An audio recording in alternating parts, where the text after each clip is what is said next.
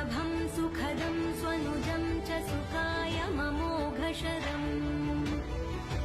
अपहाय रघुद्वहमन्यमहं न कथञ्चन जातु भजे।